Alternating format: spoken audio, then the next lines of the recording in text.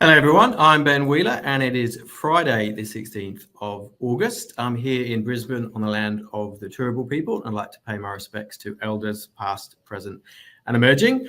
We've got a lot to get through today in the show today, so we're going to be talking about our stat of the week, which is to go through some of the most recent wage price index results that have come out from the Australian Bureau of Statistics, and we're going to be talking about hot jobs across Australia, New Zealand and the UK.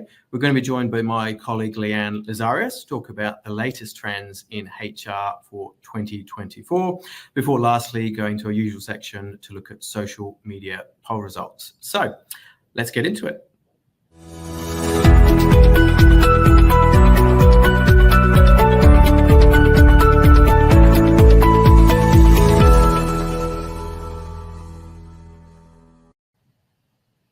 So what we've got on the screen there is the wage price index. So this is from the Australian Bureau of Statistics and it shows the data that's just come out. I think it was only earlier this week, to show that the increase that we are seeing is 4.1%, which is an annual increase. So it has slightly dipped from the peak of the back end of last year in 2023. So it has come off marginally.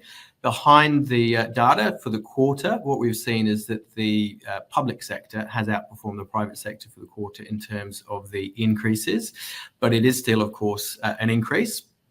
The RBA has commented on the results that have come out and said that there is a labour market that remains tight, but the rate of increases does seem to be slowing. And I must admit, from our perspective, so people to people, of course, we deal with a lot of salaries, we deal with a lot of negotiations, and I would say that it has softened somewhat in the last few months. And it's really around the increases. So people are still getting an increase, but just the rate has slowed. And I think that dynamic between the employer-employee or even the employer and candidate has started to switch a little bit more in the employee's favour. So as I said, it's still candidate short in a lot of sectors, but there's a little bit more bargaining power that has switched over to the employer. So those rate of increases is likely, I think, just to steady and slow down somewhat.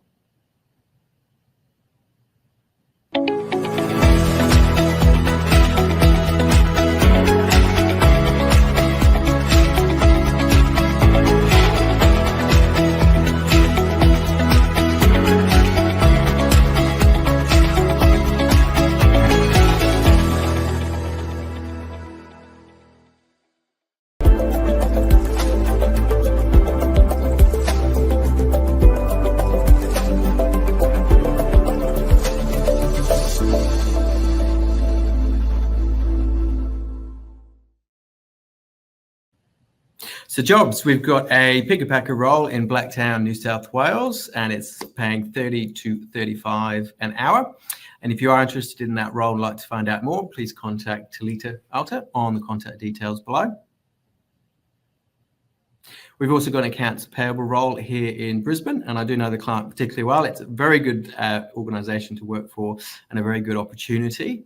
If you do have experience in this, we're looking at 75 to 80,000 plus super per year, looking for someone who's got quite a bit of experience in accounts payable. And if you are interested, you can contact my colleague Madison Parker on the details below.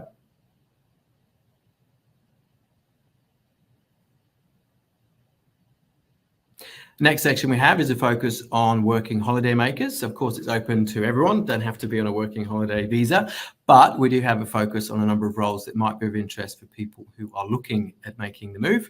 So we've got a marketing executive in London in the UK between 27 and 30,000 pounds, and we've got a recruitment consultant role also with a very competitive salary in our London office, and a data migration administrator over in Auckland, and that is on an hourly rate between $27 to $29.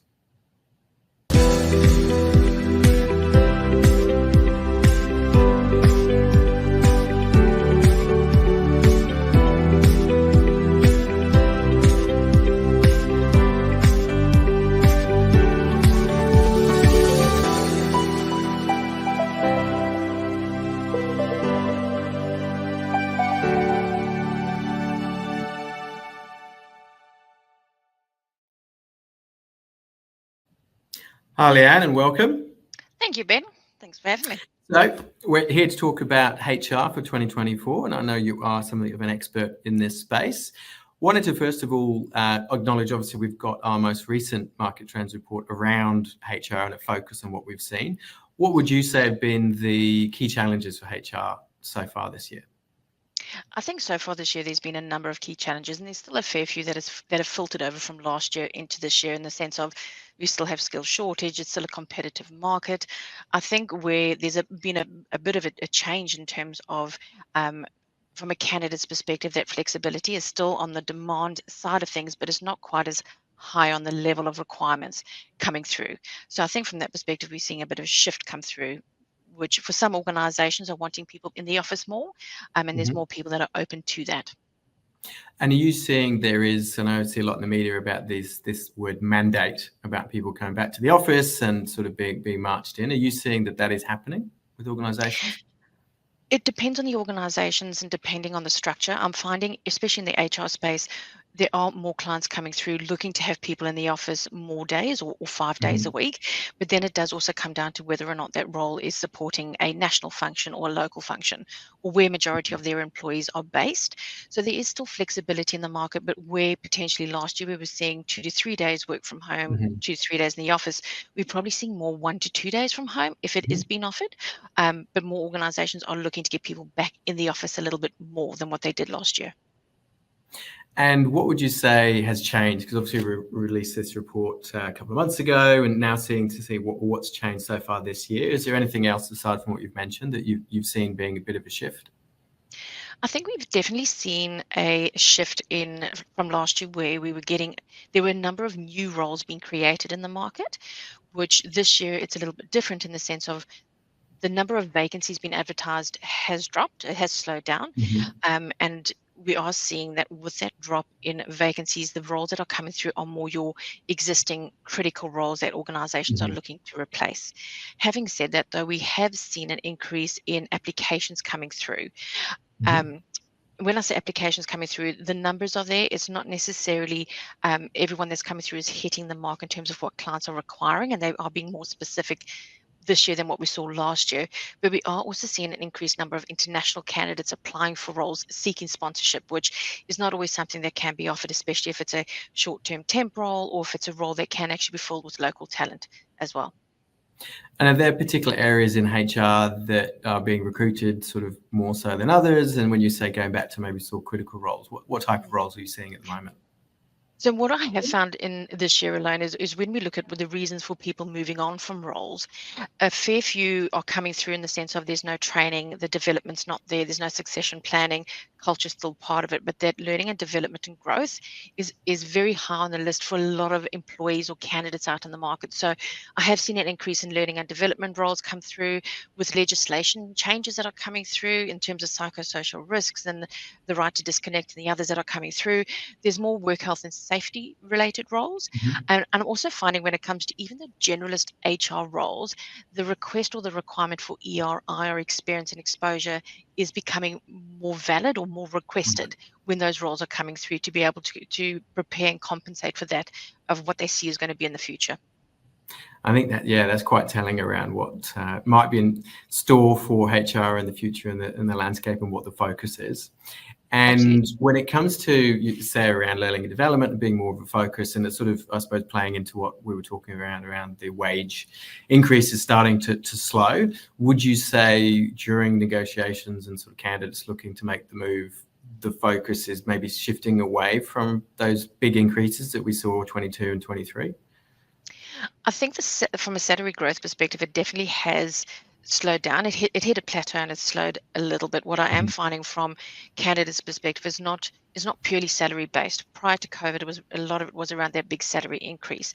Don't get me wrong in the sense of salary is not important, because if you look at the economic times, everything's going up. So salaries is still important. But what I am finding for more candidates or more people looking to make the move, it's the package deal. And when I say package, I'm not necessarily talking financial. I'm talking about whether there is flexibility or a blended work week, whether there is succession planning in place, whether there's learning and development. It's all around the culture.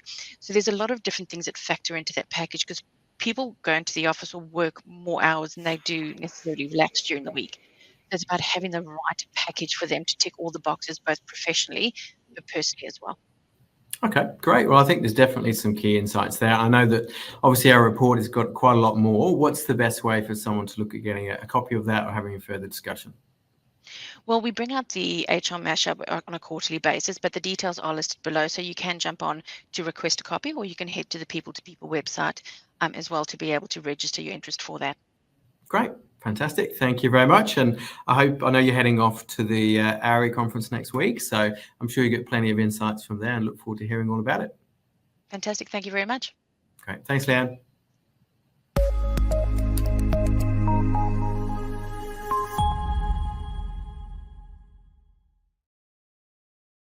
So our social media poll results, what we were asking last week is how long have you been with your current employer?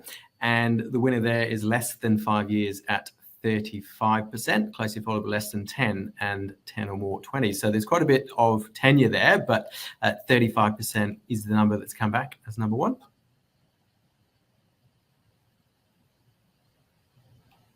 And looking at next week's poll, we have got what has been the biggest challenge your team has faced throughout 2024? Retaining staff, recruiting new staff, adapting to remote hybrid, which could well come into play after the conversation we just had, and lack of training and development would also come into play. So looking forward to seeing what the results will be next week.